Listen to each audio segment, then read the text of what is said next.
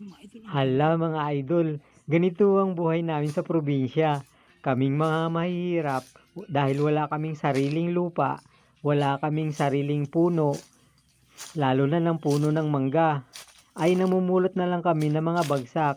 Hindi naman lahat ng bumagsak ay sira. Meron ding napipili mga buo, kagaya nitong dalawa. At hayun pa.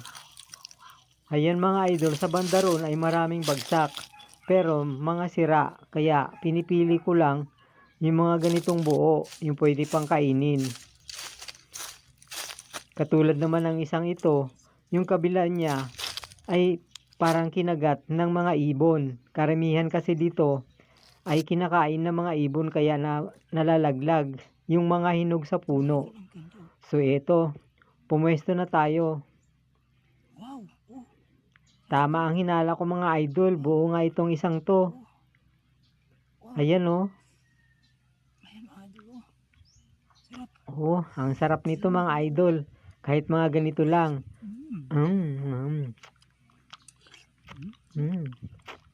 Ang sarap mga idol, matamis. Ang kagaya nitong hinog. Matamis to. Pag hinog mga idol sa puno, matamis siya pero medyo maasim pero masarap pa rin.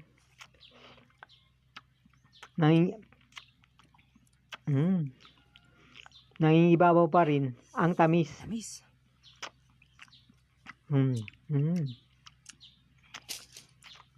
Pa mga idol, malaki. Ito mga idol, malaki. Kita nyo naman. Pinakamasarap mga idol. Matigas. Pero hinog na to mga idol.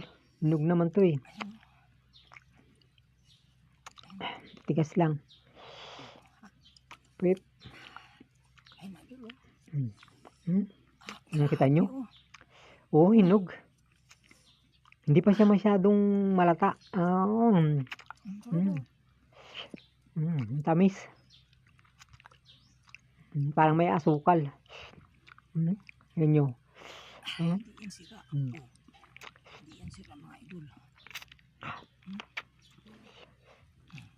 Tigas.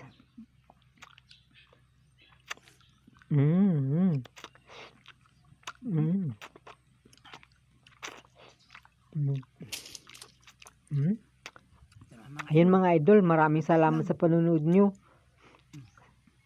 Hanggang sa muli. Maraming salamat.